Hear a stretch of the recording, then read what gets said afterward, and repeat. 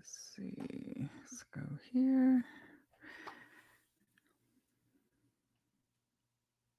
Hey.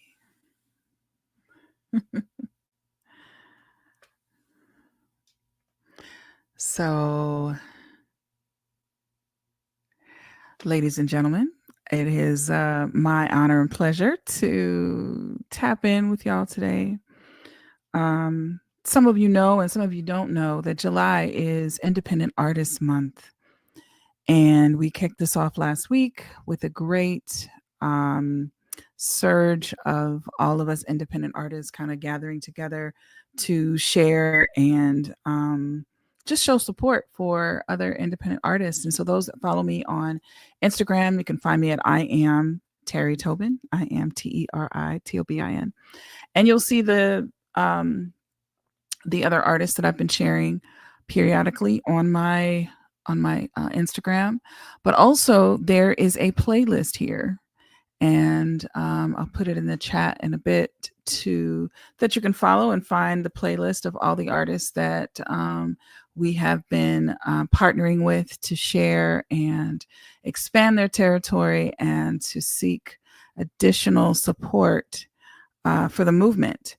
As a part of the movement, there have some questions that was asked of us to kind of broaden everyone's scope about each particular artist. So I'm going to go through a couple of those now and answer a few questions. If you have anything that you'd like to add or you'd like to ask, you can put it in the chat and I will see it and respond.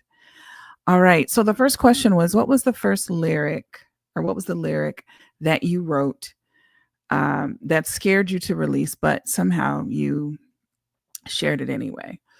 I've shared this story, or maybe I've shared the story a couple times, but basically my song Curves, of course, it's because I'm a curvy woman and I wanted to celebrate curvy women. But at the time when I had the first inkling of this song, I was a little nervous about being so bold about the lyrics and what I was saying, and basically telling society that, just because you've indicated that, you've decided that curvy women, plus size women, BBWs, thick and curvy, thick and pretty, whatever you want to call us, well, not whatever you want to call us, but I digress. Because you called us that, unfortunately, some of our women have not been treated like there's a value here. And it absolutely is. And the line says, sexy isn't measured by the size you wear. And I believe that, and I wear it like a badge. So initially I was afraid to put that lyric out. Probably I also had people in my ear tell me like, no, you don't want to do that. You kind of want to, you want to kind of lay back in the back. No, life is now. And I decided that I wanted to share it and be bold about it. And so I did. So the next question is, what keeps you creating when it feels like no one is listening? Well, if you're an independent artist, it is not for the weak. The hustle that you have to do, the social media, that's a full-time job. On top of creating and that whole deal, it makes it difficult sometimes because you don't always know when people are listening.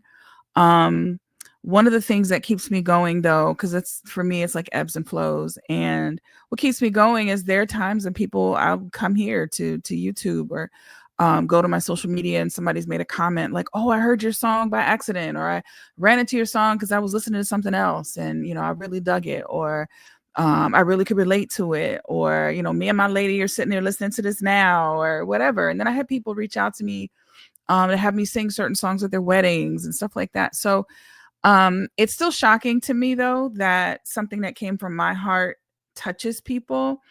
But I think that is the spark that every now and then, if I get a message, that's just what, one of the things that keeps me going, and it keeps me from from giving up all the way. There are times, I have to be talked off the ledge because, like I said, this ain't for the weak. The expense and all the things that you have to do for yourself. So it's quite a challenge. But at any rate, the next question is, what part of your creative process feels closest to healing and what part feels like a wound? I would say the the part that feels more like healing is mainly because I end up writing songs about a lot of things. Well, about love mostly. And mostly it's always been about how wonderful it is and the rainbows and unicorns and all of that stuff. But when I have on occasion written about my heartbreak or written about the stuff that was going on in my life at the time, it was therapeutic for me. I do choose to talk about it in a way that's, I won't say not so negative, but it's just in a way that, for instance, I have a song called Someone Else Will. That was, it was written many, many years ago, but then life imitated art. And the irony is when I went to release it, the exact same thing that I wrote about many years ago actually happened in real life. And so when I released it, and I worked with Corey Hodge on getting the track to produce it. Yeah, the wounds were raw at the time, but I was able to approach it like to say, like, if you don't love me right, and that's what the line says, if you don't love me right, someone else will. So I was able to approach it in a different way. So I wasn't wallowing in my pajamas and listening to Sade, because sometimes I did want to do that. And but being able to write a song like that was definitely empowering to me. The part that feels like a wound, particularly about the creative process, is because I've been doing this for so long. And for many, many years, I've been told that I didn't have the right sound or didn't have the right voice or didn't have the right look. And, I had people tell me I was matronly, and people tell me that, I was, well, I won't say what he said, but anyway, there was a former manager that basically stated that I was a big girl, but he was going to do what he had to do to make, to sell me basically. But I won't get into that because he had other ideas about how he was going to get to that, and we just going to leave that alone. God rest his soul. I'll leave that alone. So then also, but so the wound, just being in the business, the industry can be hard to swallow sometimes, but hey, I'm still here. Got a song about it. Want to hear it? Here it go. This is a song I wrote called Believe That. And it says, I'm still standing after all this time, even after all the changes and playing with my mind. You can't believe it. They say what goes around comes back around again. It's obvious this relationship is dead. I wrote that, and I was in my mind, I was thinking about it from a relationship, personal relationship standpoint. But for real, that's about me in the industry. I can't front. So if you haven't checked it out, that's on my second album called So Good to Me. The next question is, so what's something that your art knows about you that most people don't? Oh gosh, am I actually going to say this out loud? Okay, what my art knows about me is I'm very insecure. Um, I'm not as confident as I present. So my art knows that, because there are times that it takes me a while to get up the gumption, even to come on here.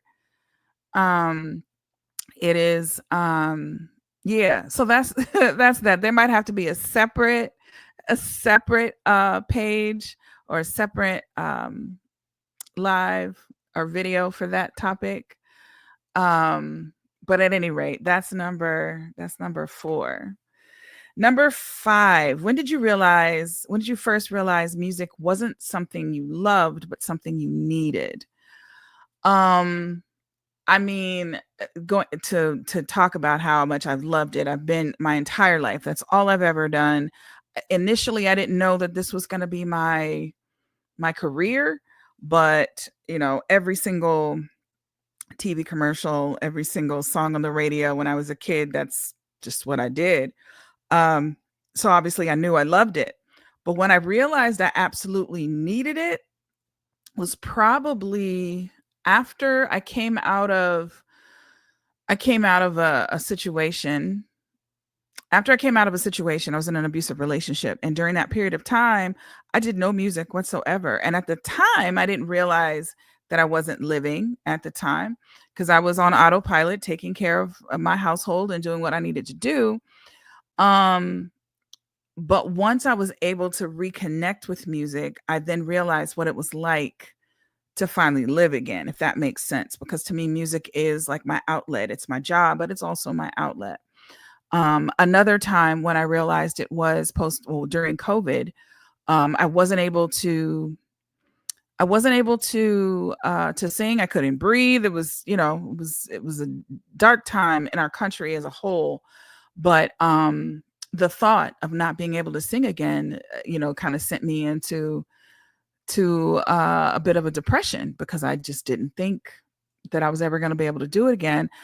And my voice got deeper. So then, like, songs that I had written before, I couldn't sing them again. And so I was really panicked about that. And I have to shout out David P. Stevens because there are times that I do demos for him or I sing backgrounds for different things. And this one time he called me to do this demo for this artist.